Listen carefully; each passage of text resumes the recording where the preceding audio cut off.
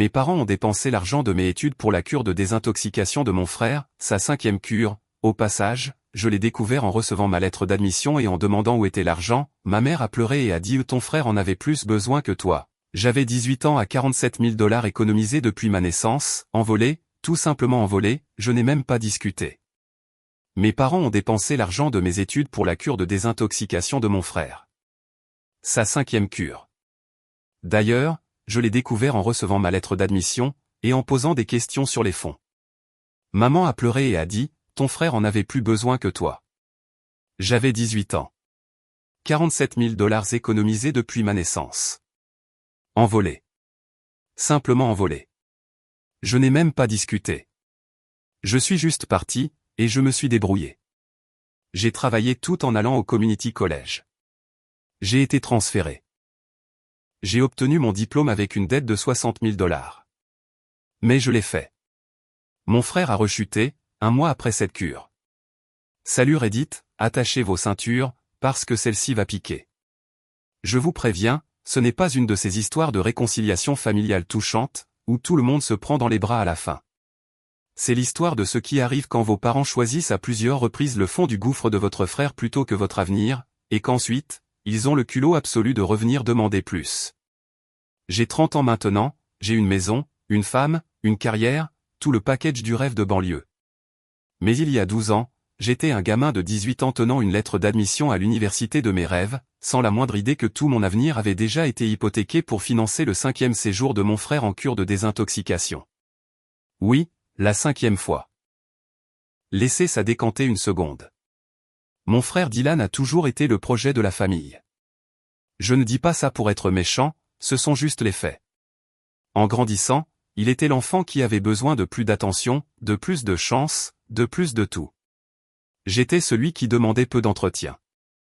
Le gamin qui faisait ses devoirs sans qu'on le lui demande, qui se présentait là où il devait être, qui ne faisait pas de vagues. Le classique enfant du milieu qui apprend très vite que passer sous le radar signifie moins de drame.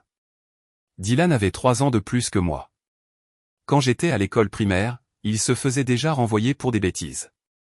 Rien de violent, juste les sottises habituelles d'un adolescent rebelle. Sécher les cours, répondre aux professeurs, ce genre de choses. Mes parents traitaient ça comme une phase. Il s'exprime, c'est tout, disait maman. Ça lui passera. Spoiler, ça ne lui est pas passé. Je me souviens, à 8 ans, d'être assis dans le bureau du directeur, attendant que maman vienne me chercher après que j'ai gagné un prix de lecture. J'ai attendu là pendant 2 heures parce qu'elle avait oublié. Elle était à l'école de Dylan, à gérer ce qu'il avait encore fait cette semaine-là. Quand elle est enfin arrivée, elle pleurait. Elle n'a même pas remarqué le diplôme dans ma main. Elle m'a juste attrapé et a dit, il faut qu'on y aille. C'est devenu une habitude. Mes trucs à moi passaient toujours après les urgences de Dylan. Les pièces de théâtre de l'école, les réunions parents-professeurs, même mes propres fêtes d'anniversaire étaient annulées ou reportées, parce que Dylan avait besoin d'attention. J'ai appris assez vite que si je voulais qu'on célèbre quelque chose pour moi, je ferais mieux de ne pas en faire tout un plat, parce que l'univers s'arrangerait pour que Dylan ait une crise exactement au même moment. En CM1, j'ai été inscrit au tableau d'honneur pour la première fois. J'ai ramené le certificat à la maison, si fier. Papa était au téléphone avec le conseiller d'orientation de Dylan. Il n'a même pas levé les yeux, m'a juste fait un pouce en l'air et a continué de parler. Ce certificat a fini dans mon tiroir. Il n'a jamais atteint le frigo, comme les trophées de participation de Dylan. Au collège, je m'étais pratiquement élevé tout seul. Je préparais mes propres déjeuners, faisais ma propre lessive, imitais la signature de mes parents sur les autorisations de sortie, parce que demander à maman ou papa signifiait attendre qu'ils ne soient pas stressés à cause de Dylan, ce qui n'arrivait jamais. Les parents de mes amis ont commencé à m'emmener partout, parce que mes parents étaient généralement occupés par des affaires de famille. Quand je suis arrivé au collège, Dylan était passé à des bêtises plus grosses et meilleures. Il s'est fait prendre avec des substances à l'école. Je reste vague, parce qu'apparemment on ne peut pas nommer certaines choses. Mais disons simplement que ce n'était pas exactement légal, et certainement pas prescrit. Première cure de désintox à 16 ans. Je m'en souviens clairement, parce que c'est arrivé juste avant mon 13e anniversaire. Ma fête d'anniversaire a été annulée parce que papa et maman géraient une urgence familiale. Dylan est allé dans un programme de 30 jours à quelques heures de route. Il est revenu, a semblé aller bien pendant peut-être 2 mois, puis il a replongé. Deuxième cure à 17 ans, 30 jours encore. Cette fois, ça a coïncidé avec ma remise de diplôme de fin de collège. Maman et papa ne sont pas venus. Ils étaient à la semaine de la famille, au centre. J'étais assis dans cet auditorium, à regarder les parents des autres enfants prendre des photos et applaudir, et moi, j'étais juste assis là. Ma grand-mère est venue, Dieu la bénisse, mais ce n'était pas pareil. Je n'essaie pas de me peindre comme un personnage tragique. Beaucoup d'enfants ont une vie pire. Mais voilà le truc, quand on est le bon enfant dans une famille avec un enfant à problème, on devient invisible. Pas parce que vos parents ne vous aiment pas, mais parce que c'est la roue qui grince qui obtient de l'huile, et Dylan grinçait assez fort pour réveiller les morts. J'ai appris à gérer mes propres affaires. Besoin de fournitures pour l'école? Je me débrouillais. Besoin d'aller quelque part? Je prenais mon vélo ou je trouvais le parent d'un ami. Les dossiers d'inscription pour l'université? Le conseiller d'orientation m'a aidé, parce que maman et papa étaient généralement trop stressés par ce que Dylan avait fait cette semaine-là. Le fonds pour l'université avait été créé à ma naissance. Mes grands-parents du côté de mon père étaient plutôt aisés. Et quand je suis venu au monde, ils ont ouvert ce compte d'épargne-études, y ont mis une somme conséquente au début, puis l'ont alimenté à chaque anniversaire et à chaque Noël. À l'âge de 5 ans, il devait y avoir environ 20 000 $. Ils ont fait la même chose pour Dylan, et j'ai toujours supposé que cet argent était quelque part, en train de fructifier, nous attendant. Grand-père est décédé quand j'avais 10 ans, grand-mère quand j'en avais 15. À l'enterrement, elle m'a pris à part. Elle était déjà très malade à ce moment-là, elle savait qu'elle n'en avait plus pour longtemps. Et elle m'a dit, cet argent, c'est pour tes études. Ne laisse personne te dire le contraire. Tu vas faire de grandes choses. Je me souviens avoir hoché la tête, sans vraiment comprendre ce qu'elle voulait dire par « ne laisse personne te dire le contraire ». Genre, pour qui d'autre serait cet argent? Il était littéralement sur un compte à mon nom. Ou du moins, c'est ce que je pensais. L'année de terminale est arrivée. J'avais travaillé d'arrache-pied. 3.7 de GPA, des scores SAT corrects, rien qui ne m'aurait fait entrer à Harvard, mais assez solide pour une bonne université d'État. J'ai postulé à 6 universités, j'ai été accepté dans 4. Mon premier choix était la grande université publique de l'État, à environ 3 heures de route. Bon programme d'ingénierie, frais de scolarité raisonnables, et avec le fonds universitaire, ça aurait été totalement gérable. Cette lettre d'acceptation est arrivée en mars. Une grosse enveloppe, avec tout le matériel de bienvenue, les dates d'orientation, la totale. J'étais plus qu'excité. J'ai dévalé les escaliers en l'agitant comme si j'avais gagné au loto. Maman était dans la cuisine. Papa lisait le journal. J'ai été accepté, ai-je pratiquement crié. Admission complète au programme d'ingénierie. Le visage de maman a fait un truc bizarre, comme si elle était heureuse et terrifiée en même temps. Papa a posé lentement le journal. C'est super, fiston. Vraiment super. Sa voix ne correspondait pas à ses mots. Il avait l'air de quelqu'un à qui on venait d'annoncer que son chien était mort. Alors, on est bon pour utiliser le fonds universitaire, n'est-ce pas? J'ai regardé les chiffres et avec ce que mamie et papy ont mis de côté, plus peut-être un petit prêt pour le logement, je devrais être totalement couvert. C'est là que le silence s'est installé. Vous savez, ce silence? Celui qui vous noue l'estomac avant même que votre cerveau ne comprenne ce qui se passe. Maman s'est mise à pleurer, des larmes directes, sans préavis. Papa s'est levé, a passé sa main dans ses cheveux, ce truc qu'il fait quand il est stressé, et s'est dirigé vers le comptoir. Il est resté là, le dos tourné, pendant ce qui m'a semblé une heure mais qui n'a probablement duré que 30 secondes. Il faut qu'on parle du fond, a-t-il finalement dit. Ma première pensée, bizarrement, a été que le marché s'était effondré ou quelque chose comme ça, que l'argent avait peut-être perdu de sa valeur. Je ne pensais pas qu'il avait disparu. Ça ne m'a même pas effleuré l'esprit comme une possibilité. Il y a eu quelques dépenses familiales au fil des ans, a poursuivi papa. Il ne me regardait toujours pas, des frais médicaux, des coûts de traitement, des choses que l'assurance ne couvrait pas entièrement. D'accord, dis-je lentement. Alors, combien il en reste? Plus de silence. Papa, combien il en reste? Il s'est retourné, m'a regardé droit dans les yeux et a dit, rien. Il n'y a plus rien. J'ai ri. J'ai littéralement ri, parce que ça ne pouvait pas être vrai. 47 000 $. C'était ma dernière estimation, basée sur les relevés que grand-mère m'avait montrés des années auparavant. 47 000 $, ça ne disparaît pas comme ça. Parti où, ai-je demandé, ne comprenant toujours pas. Maman a essuyé ses larmes. Ton frère avait besoin d'aide. D'une vraie aide, le genre qui coûte cher. Et c'est là que j'ai compris.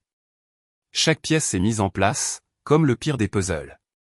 Les programmes de désintoxication, les frais médicaux, les moments où le fonds d'urgence familial se vidait au fil des ans. Ils avaient dépensé mon fonds universitaire pour la désintoxication de Dylan. Tout. Plusieurs fois, apparemment, puisque 47 000 $ ne couvrent pas 5 programmes de traitement distincts. Vous avez dépensé l'argent de mes études pour la désintox de Dylan, ai-je dit à voix haute, juste pour entendre comment ça sonnait, pour confirmer que c'était bien en train d'arriver. Il en avait plus besoin que toi, a dit maman. Et je jure que c'est une citation directe. Pas, nous n'avions pas le choix, ou, nous sommes désolés, ou, nous allons trouver une solution. Juste, sans détour, il en avait plus besoin que toi. Je suis resté là, tenant ma lettre d'admission. Ce bout de papier qui était censé être le début de tout, et je ne savais tout simplement pas quoi dire. Que peut-on répondre à ça? Nous t'aiderons à trouver une solution, s'est empressé d'ajouter papa. Le community college pendant 2 ans, puis un transfert. Tu es intelligent, tu y arriveras.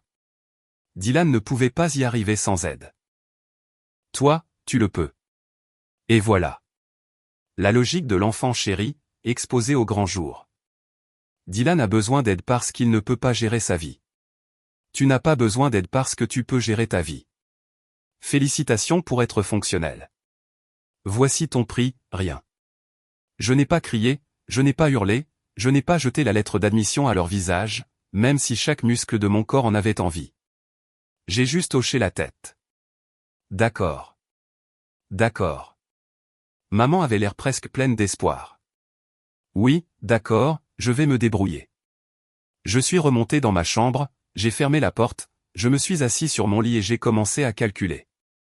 Frais de scolarité du community college, gérable avec un travail à temps partiel. 2 ans à vivre à la maison, gratuit mais écrasant pour le moral. Transfert à l'université d'État pour les années 3 et 4. Il faudrait des prêts. Livres, fournitures, transport, encore des prêts. Frais de subsistance une fois transférés, encore plus de prêts. Je me projetais diplômé avec probablement 50 000 à 60 000 $ de dettes, pour un diplôme qui m'aurait coûté peut-être 10 000 $ de ma poche si j'avais eu le fonds qui avait été littéralement créé pour moi, à mon nom, par des grands-parents qui voulaient que j'aie une meilleure chance qu'eux. Ce soir-là au dîner, parce qu'il fallait encore prétendre que tout était normal, Dylan est arrivé. Il vivait avec des amis de l'autre côté de la ville, soi-disant sobre. Il avait l'air bien, en fait, en bonne santé, heureux. Maman a préparé son plat préféré. Papa lui a demandé comment se passait sa recherche d'emploi. Tout le monde agissait comme si nous étions une famille fonctionnelle ayant un dîner normal un mardi. Pendant ce temps, j'étais assis là, à calculer mentalement les taux d'intérêt des prêts étudiants. Comment ça se passe pour l'université, m'a demandé Dylan, tout désinvolte, comme s'il en avait quelque chose à faire de mes histoires d'université. Bien, ai-je dit. J'ai été accepté dans mon premier choix. C'est génial, mec. Papa et maman doivent être aux anges. J'ai regardé maman, puis papa. Tous deux sont soudainement devenus très intéressés par leurs assiettes. Ouais, ai-je dit, vraiment aux anges. Dylan ne savait pas. Il ne lui avait pas dit qu'ils avaient dépensé mon argent, probablement parce qu'il avait été défoncé pendant la plupart de ses décisions, et il ne voulait pas qu'il se sente coupable. On ne peut pas accabler le précieux enfant à problème avec les conséquences. J'ai déménagé 2 semaines après la remise des diplômes. Pas de grande sortie dramatique. J'ai simplement trouvé une chambre à louer près du community college, j'ai fait mes valises et je suis parti. Maman a pleuré. Papa avait l'air soulagé. Honnêtement, une personne de moins face à qui se sentir coupable. Le community college, c'était correct. Pas génial, juste correct. Les professeurs étaient inégaux. Les installations étaient vieillottes et l'ambiance générale était juste déprimante. Tout le monde là-bas avait une histoire. Des mères célibataires qui obtenaient des diplômes en cumulant 2 emplois. Des personnes plus âgées qui retournaient à l'école après des licenciements. Des jeunes comme moi qui ne pouvaient pas se permettre la vraie affaire. Nous essayions tous simplement d'atteindre un meilleur endroit. Le bâtiment sentait le nettoyant industriel et les rêves brisés. Des néons qui bourdonnaient constamment. Des bureaux gravés de graffitis par des étudiants qui avaient abandonné à mi-parcours. Des professeurs qui étaient soit des gens incroyables essayant sincèrement d'aider, soit des gens amers qui ne trouvaient pas de poste dans de vraies universités. Pas de juste milieu. Je travaillais 30 heures par semaine dans un entrepôt à charger des camions. L'équipe de nuit payait $2 de plus de l'heure. J'allais en cours la journée, je dormais quelques heures l'après-midi, puis je travaillais de 22 heures à 4 heures du matin. Rincer et répéter. Ma vie sociale consistait à saluer de la tête les mêmes personnes dans la salle de pause. Le travail à l'entrepôt était brutal. Déplacer des cartons pesant entre 20 et 80 livres, scanner des étiquettes, les charger sur des camions dans un ordre précis. En été, l'entrepôt atteignait facilement 35 degrés Celsius. En hiver, il était à peine chauffé. J'avais constamment mal au dos. Mes mains étaient couvertes de coupures et de bleus à cause des bords tranchants des cartons et de l'équipement. Je rentrais à la maison à 4h30 du matin, je prenais une douche, je dormais jusqu'à midi, puis je me traînais à mes cours de l'après-midi. Je me suis fait exactement un ami au Community College. Un gars nommé Steve, qui travaillait aussi à plein temps, et qui était aussi fauché. On étudiait ensemble à la bibliothèque entre nos services. Il faisait des études d'infirmier. Je suivais les prérequis pour l'ingénierie. Parfois, on restait juste assis là en silence, trop fatigué pour vraiment étudier, juste pour se tenir compagnie afin de ne pas s'endormir et manquer les cours. Steve a abandonné après 1 an. Sa mère est tombée malade. Il a dû passer à plein temps à son travail pour aider avec les factures médicales. Aux dernières nouvelles, il travaillait toujours dans des entrepôts. Il n'a jamais eu son diplôme. Ça aurait pu être moi. Si facilement, ça aurait pu être moi. J'ai été transféré après 2 ans. J'ai été accepté dans la même université que celle où j'avais été admis à l'origine. À ce stade, j'avais économisé assez pour couvrir un semestre de logement. Le reste est parti en prêts fédéraux, prêts privés, tout ce pour quoi je pouvais être approuvé. J'ai signé mon nom tellement de fois sur des documents de prêt que ma signature est devenue un gribouillis illisible. La 3e année a été brutale. Les cours d'ingénierie ne sont pas exactement faciles quand on fonctionne avec 5 heures de sommeil et des nouilles instantanées. Je me suis fait des amis, mais ils vivaient tous cette expérience universitaire normale. Fête le week-end, programme d'études à l'étranger, voyage de spring break. Moi, je travaillais à la sécurité du campus le week-end et je passais les vacances à faire des heures supplémentaires dans un entrepôt chez moi. Je ne suis jamais rentré à la maison pour les fêtes. Je ne supportais pas de voir maman et papa prétendre que tout allait bien, pendant que Dylan passait d'un emploi à l'autre, de petit ami en petit ami, et frôlait la remise de sa vie sur les rails. Ils appelaient parfois. Tu devrais venir nous voir. Nan, ça va. En dernière année, j'ai obtenu un stage dans une entreprise de fabrication. Un stage rémunéré. C'était crucial. $12 de l'heure. Et ils m'ont suffisamment apprécié pour m'offrir un poste à temps plein après l'obtention de mon diplôme. Pas un travail d'ingénieur débutant glamour, mais c'était un vrai travail avec des avantages et un salaire. J'ai obtenu mon diplôme en mai. En août, je travaillais à plein temps. Mon salaire de départ était de $48 000. Pas incroyable, mais après des années à joindre les deux bouts, c'était comme gagner au loto. J'avais mon propre appartement, je pouvais faire mes courses sans vérifier mon compte en banque et j'avais une assurance maladie. Le remboursement du prêt étudiant a commencé 6 mois plus tard. $540 par mois, pendant 10 ans. Cela fait $65 000 au total, si l'on tient compte des intérêts. $65 000. Parce que mes parents ont décidé que la 5e tentative de leur fils aîné pour devenir sobre était plus importante que mon éducation. J'ai payé chaque mois à temps, sans jamais en manquer un, j'ai fait des paiements supplémentaires quand je le pouvais. C'est devenu une obsession.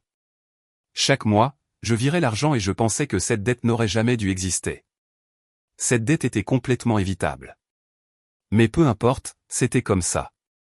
Les années ont passé. J'ai eu une promotion. J'ai rencontré une fille nommée Sarah au mariage d'un ami. L'un des rares amis de l'université avec qui j'avais gardé contact. Elle était chef de projet dans une entreprise de construction. Intelligente, drôle, elle avait sa vie en main. Nous avons tout de suite accroché. Au deuxième rendez-vous, elle m'a posé des questions sur ma famille. Je lui ai donné les grandes lignes. Nous ne sommes pas proches. Ils ont fait des choix avec lesquels je n'étais pas d'accord. On ne se parle pas vraiment. Elle n'a pas insisté. C'est ce que j'aimais chez elle. Elle comprenait que certaines familles sont juste brisées, d'une manière qui ne peut être réparée. Et que ce n'est pas grave. On construit sa propre vie. Nous nous sommes fiancés au bout d'1 an. Mariés 6 mois plus tard. Un petit mariage. Sa famille, nos amis, mon oncle Rick, qui avait toujours été cool avec moi. Maman et papa ont reçu une invitation parce que Sarah pensait que c'était la bonne chose à faire. Ils sont venus, se sont assis au fond, sont partis avant la réception, n'ont pas apporté de cadeaux. Dylan n'était pas invité. J'ai entendu dire par la bande qu'il était de nouveau en cure de désintoxication. La 7e ou la 8e, à ce stade.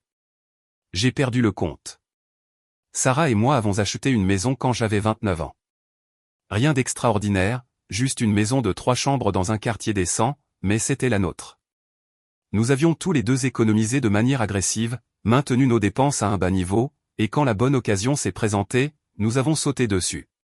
Le jour de la signature, je me souviens d'être debout dans le salon vide, en pensant que je l'avais fait. Malgré tout, malgré un départ à moins $60 000, j'y étais arrivé. J'ai remboursé le dernier prêt étudiant 3 mois avant mon 30e anniversaire. J'ai fait le paiement final en ligne, cliqué sur « Soumettre » et regardé le solde passer à 0. Sarah m'a fait un gâteau. Nous avons célébré comme des gens normaux célèbrent une victoire au loto, parce que pour moi, c'est ce que je ressentais. La liberté d'une dette qui n'aurait jamais dû exister. 2 semaines plus tard, papa a appelé. J'ai failli ne pas répondre. On se parlait peut-être 2 fois par an, généralement autour des grandes fêtes, et ces conversations duraient environ 5 minutes de banalité gênante avant que nous trouvions tous les deux des excuses pour raccrocher. Mais j'ai répondu. Salut, fiston. Comment vas-tu? Bien. Et toi? On va bien. Écoute, je dois te parler de quelque chose. À propos de Dylan. Bien sûr. Pourquoi d'autres appelleraient-ils? Il ne va pas bien. Vraiment pas bien cette fois. Il consomme beaucoup depuis environ 6 mois maintenant. On a tout essayé, les programmes ambulatoires, les groupes de soutien. Rien ne fonctionne. Il a besoin d'une vraie aide. D'accord, ai-je dit, parce que dire d'autre? Il y a un établissement résidentiel à long terme, un programme de premier ordre, 12 mois, soutien médical et psychologique complet. C'est sa meilleure chance. Voilà. Ça y est. Ça coûte $35 000. Le voilà. J'ai ri. Je n'ai pas pu m'en empêcher. J'ai juste éclaté de rire au téléphone. Ce n'est pas drôle. La voix de papa est devenue sèche. Ton frère pourrait mourir. On parle de vie ou de mort ici. Où était cette urgence quand vous avez dépensé le fond de mes études? Les mots sont sortis avant que je puisse les arrêter. Pas en colère, juste factuel. Où était l'inquiétude pour la vie ou la mort quand vous avez pris $47 000 que mes grands-parents avaient économisés pour mon avenir et que vous les avez jetés par les fenêtres pour la 5e cure de désintoxication? Silence à l'autre bout du fil. C'était différent, a-t-il commencé. Comment? Comment c'était différent? J'avais 18 ans avec une lettre d'admission, des rêves et un avenir. Et vous l'avez choisi, lui, 5 fois de suite. Vous l'avez choisi. Maintenant, il a 33 ans et vous le choisissez toujours, et vous voulez que je fasse quoi? Que je rejoigne le club? Tu t'en es bien sorti. Je m'en suis bien sorti. J'ai vraiment dû rire de ça. Papa, j'ai travaillé de nuit à charger des camions tout en allant à l'école à plein temps. J'ai obtenu mon diplôme avec $60 000 de dette. J'ai passé toute ma vingtaine à rembourser un prêt pour une éducation qui aurait dû être principalement couverte par de l'argent qui avait été littéralement économisé pour moi, à mon nom, par mamie et papy qui voulaient que j'aie une chance.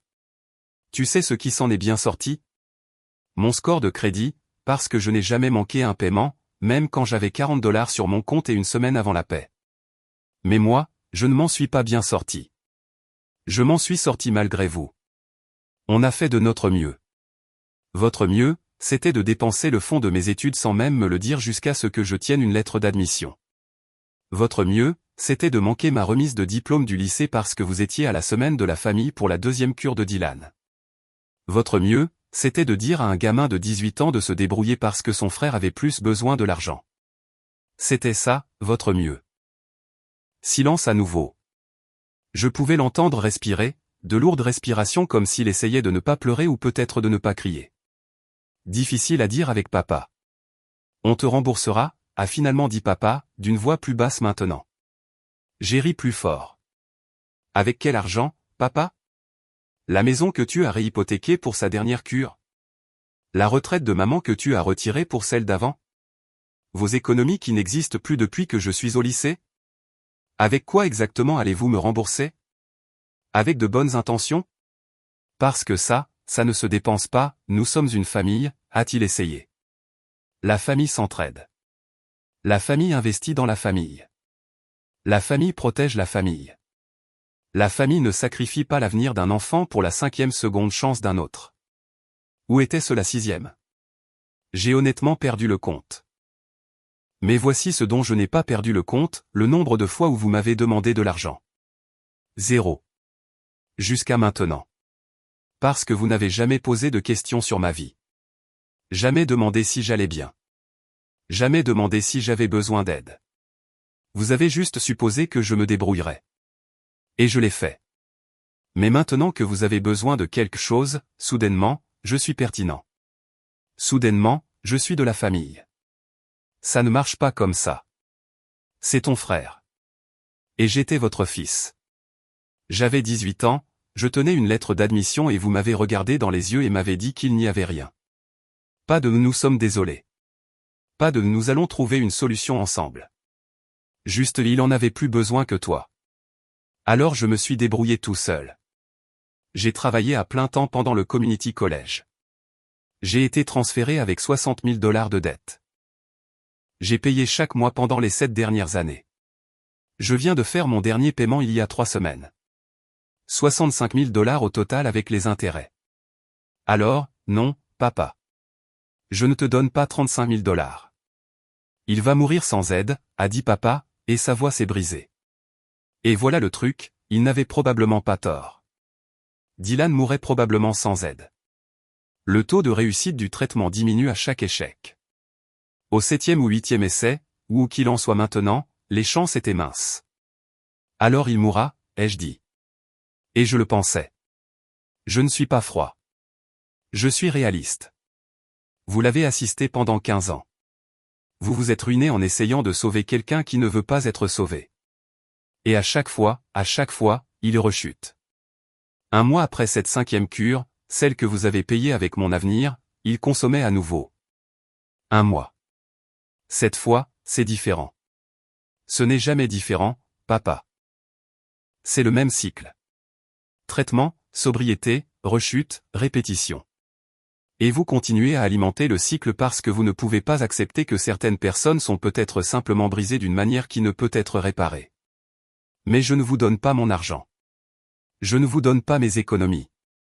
Je n'hypothèque pas mon avenir pour son passé. Je l'ai déjà fait, pendant des années, en vivant dans cette maison, en vous regardant tout jeter sur lui alors que j'étais juste censé me débrouiller. Eh bien, je me suis débrouillé, et maintenant je gère ma propre vie, et cela n'inclut pas de financer la prochaine expérience de porte tournante de Dylan. J'ai raccroché. Il a rappelé 2 fois. Je n'ai pas répondu. 3 heures plus tard, maman a appelé. J'ai laissé aller à la messagerie vocale. Elle a laissé un message, en pleurant, bien sûr. S'il te plaît, rappelle-nous. C'est différent. C'est une question de vie ou de mort. Ton frère a besoin de toi. Nous avons besoin de toi. S'il te plaît.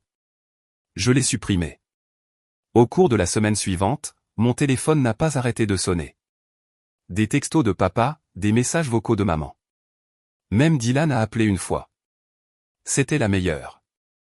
Il a laissé ce message décousu sur le fait qu'il était désolé d'être un raté, qu'il avait juste besoin d'une chance de plus et qu'il me rembourserait d'une manière ou d'une autre. J'ai bloqué tous leurs numéros. Puis ils sont devenus malins, ils ont commencé à appeler depuis les téléphones d'autres personnes. Une cousine à qui je n'avais pas parlé depuis 5 ans a soudainement appelé pour demander comment j'allais. Puis, l'air de rien, elle a mentionné qu'elle avait entendu que Dylan avait des difficultés et que n'était-ce pas triste, la façon dont la famille a parfois besoin de soutien.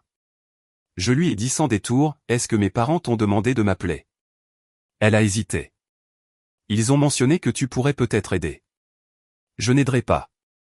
Ils ont dépensé le fonds de mes études pour la désintox de Dylan.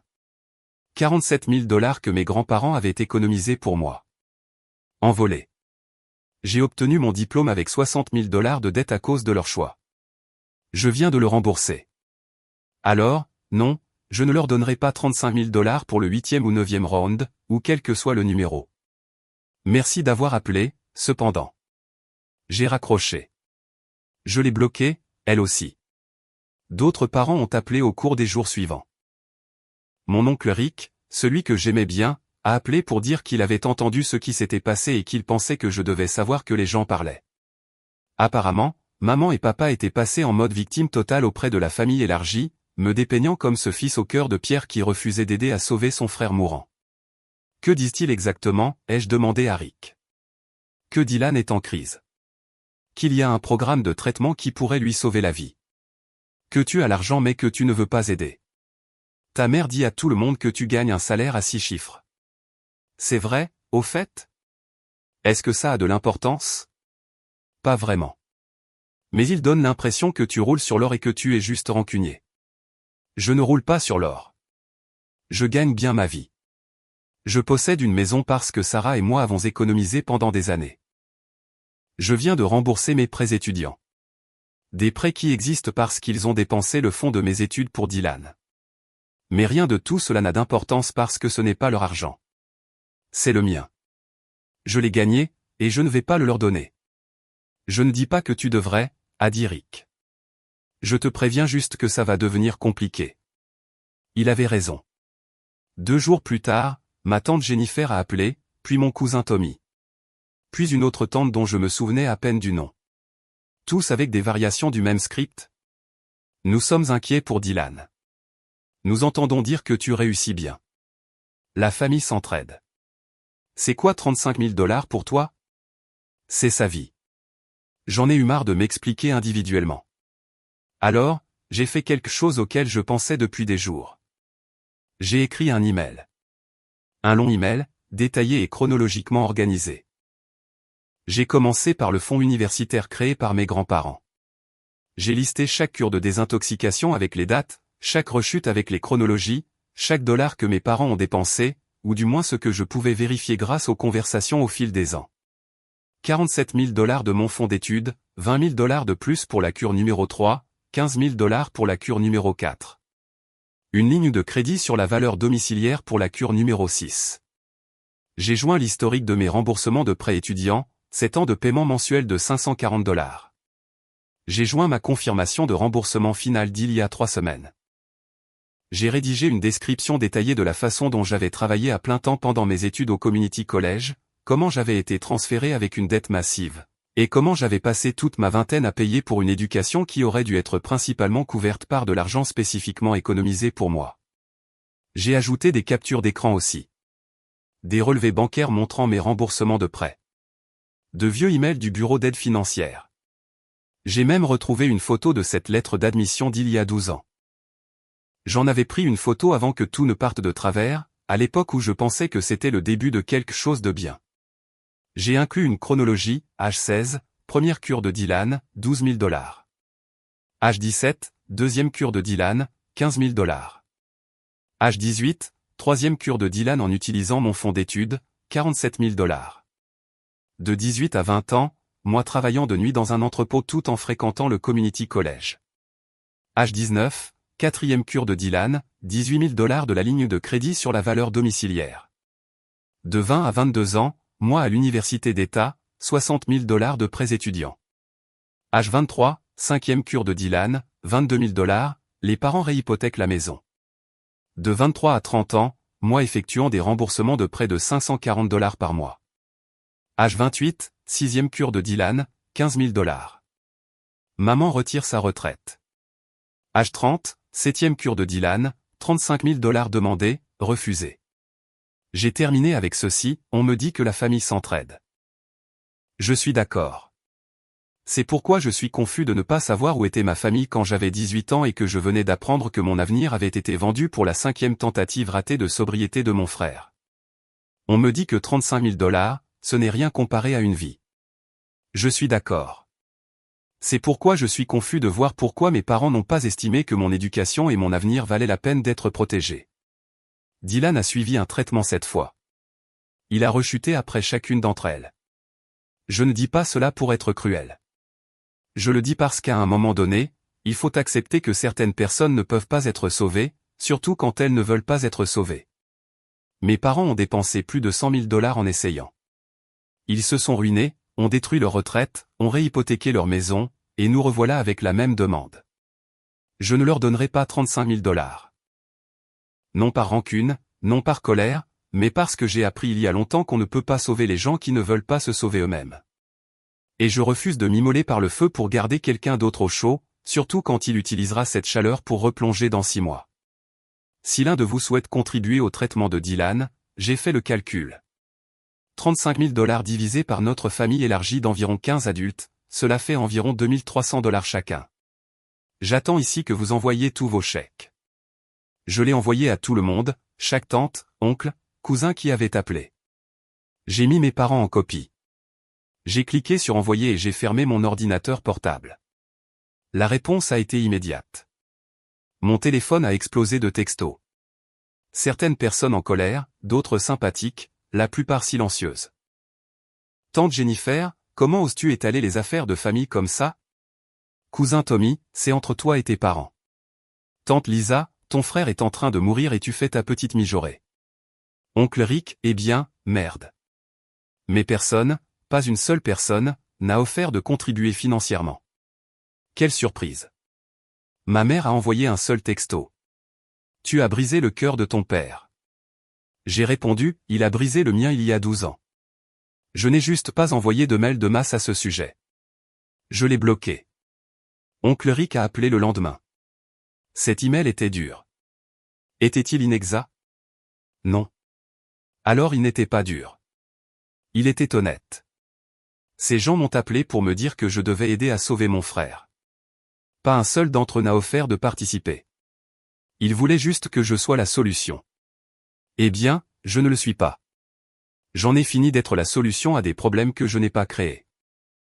Tes parents sont très contrariés. Mes parents sont contrariés depuis 30 ans. Ils survivront. Au cours du mois suivant, les appels se sont estompés. Mes parents ont arrêté d'essayer. La famille élargie s'est tue. Je suis retourné à ma vie normale, travail, maison, Sarah, planifiant des vacances que nous avions reportées.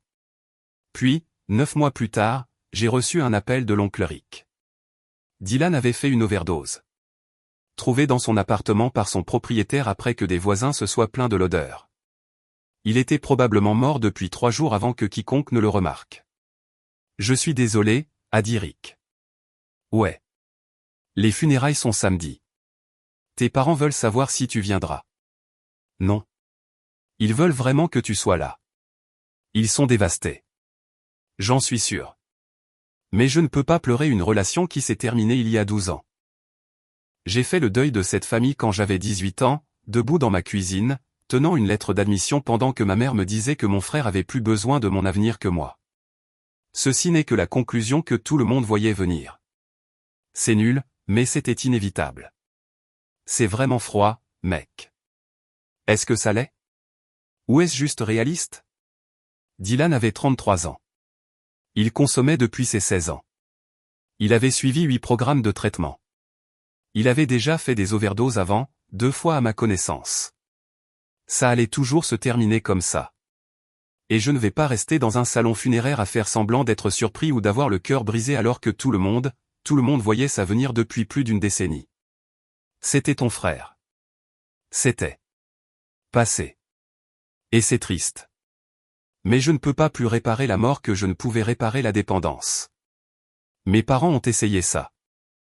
Ils ont dépensé tout ce qu'ils avaient en essayant. Ça n'a pas marché. Ma présence à ces funérailles ne changera rien, sauf à mettre tout le monde mal à l'aise. Je n'y suis pas allé. Sarah m'a demandé si j'étais sûr. Je l'étais. Elle a proposé de venir avec moi pour me soutenir si je changeais d'avis. J'ai apprécié ça, mais non.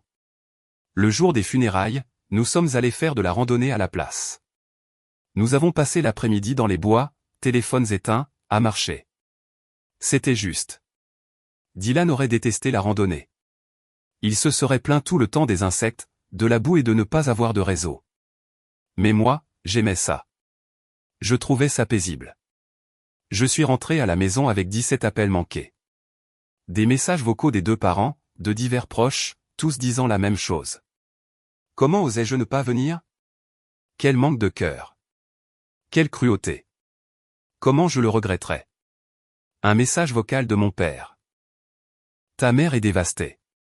Ton frère est mort et tu n'as même pas pu venir pendant 2 heures. Quelle sorte de personne fait ça? Un de maman. Je ne te pardonnerai jamais pour ça. Jamais.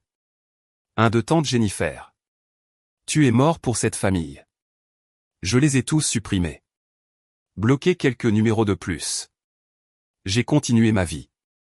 Le truc, c'est qu'ils me voulaient à ses funérailles pour eux, pas pour Dylan. Dylan s'en fichait, mais il voulait l'image d'une famille unie. Il voulait montrer à tout le monde que malgré tout, nous nous réunissions toujours dans la tragédie. Il voulait que je joue le rôle du frère en deuil pour qu'il puisse jouer le rôle des parents en deuil avec leurs 2 fils présents. J'ai refusé d'être un accessoire dans leur performance. Sarah m'a demandé une dernière fois si j'allais bien. J'allais vraiment bien. J'avais fait mon deuil des années auparavant. Ce n'était que la fin administrative de quelque chose qui était mort depuis longtemps. Les semaines ont passé, puis les mois. Les appels ont complètement cessé. Apparemment, le commentaire de tante Jennifer, « Tu es mort pour cette famille », était le consensus. Ça m'allait. J'avais été fonctionnellement mort pour eux toute ma vie de toute façon. C'était juste pour le rendre officiel. La vie a continué. J'ai eu une promotion au travail. Sarah et moi avons commencé à parler d'enfants. Des trucs normaux d'avenir que les gens normaux font quand ils ne gèrent pas constamment la crise de quelqu'un d'autre. Environ 6 mois après la mort de Dylan, j'ai reçu un texto de mon père. C'était court. Tu avais raison sur tout. Nous t'avons laissé tomber. Nous avons laissé tomber Dylan. Nous avons échoué en tant que parents. Ta mère ne l'admettra pas, mais je ne peux plus continuer à me mentir. Nous avons dépensé ton avenir en essayant de sauver ton frère. Et nous vous avons perdus tous les deux de toute façon. Je suis désolé. Je sais que ça ne veut rien dire maintenant, mais j'avais besoin de le dire. Je ne m'attends pas à ce que tu nous pardonnes. Je ne sais même pas si je nous pardonne, mais tu méritais mieux. Tu méritais des parents qui protégeaient ton avenir aussi farouchement que nous avons essayé de sauver la vie de ton frère. Nous ne savions tout simplement pas comment faire les deux et nous avons mal choisi. Je suis désolé. Je l'ai lu 3 fois. Je n'ai rien ressenti. Aucune satisfaction, aucune colère, aucune tristesse, juste rien. Je l'ai montré à Sarah. Qu'est-ce que tu en penses? Elle l'a lu. Est-ce que ça change quelque chose? Non. Alors ça n'a pas d'importance. Elle avait raison. Ça n'avait pas d'importance. Des excuses 12 ans trop tard n'effacent pas 12 ans de dommages. Ne rembourse pas les intérêts des prêts étudiants. Ne me rende pas la vingtaine que j'ai passée à travailler au lieu de vivre. Ne ressuscite pas une relation qui est morte quand j'avais 18 ans. Je n'ai pas répondu. Qu'aurais-je pu dire? Merci pour les excuses. Désolé qu'elle soit arrivée avec un cadavre. Il n'y avait rien à dire. La conversation était terminée depuis des années. Ce n'était que l'épilogue que personne n'avait demandé. Voici ce que personne ne vous dit sur le fait d'être le bon enfant sacrifié pour l'enfant à problème. Vous ne devez rien à personne. Ni à vos parents qui ont fait de mauvais choix. Ni à vos frères et sœurs qui n'ont pas pu se ressaisir. Ni à la famille élargie qui a soudainement des opinions quand elle sent l'argent. Vous ne leur devez pas vos économies. Vous ne leur devez pas votre avenir. Vous ne leur devez pas votre présence à des cérémonies de deuil performatives. Vous ne leur devez surtout pas le travail émotionnel de prétendre que vous êtes une grande famille heureuse alors qu'ils vous ont traité comme un plan de secours toute votre vie. Les gens parlent de la famille comme si c'était ce lien sacré qui supplante tout le reste. Comme si le sang signifiait automatiquement loyauté, soutien, amour inconditionnel. Mais c'est absurde. Le sang signifie juste que vous partagez de l'ADN. La famille, c'est ce que vous construisez avec des gens qui sont réellement là pour vous. Mes parents étaient là pour Dylan, à chaque fois, à travers cette cure de désintoxication, d'innombrables rechutes, des années de chaos. Ils étaient là avec de l'argent, du temps, un soutien émotionnel, des secondes chances, des troisièmes chances, des 15e chances. Ils n'étaient pas là pour moi. Pas quand j'avais besoin d'aide pour mes dossiers universitaires. Pas quand je travaillais de nuit et que je survivais à peine. Pas quand j'ai eu mon diplôme. Pas quand je me suis marié. Ils étaient physiquement présents parfois, mais ils n'étaient pas là. Ils faisaient juste semblant, pendant que leur véritable attention restait sur Dylan. C'est leur choix. Ils ont choisi comment allouer leurs ressources, et je choisis les miennes. YouTube vient de lancer cette nouvelle fonctionnalité Hype. Si vous êtes accro à cette histoire, écrasez ce bouton Hype. Ça dit à YouTube, cette vidéo mérite de faire le buzz.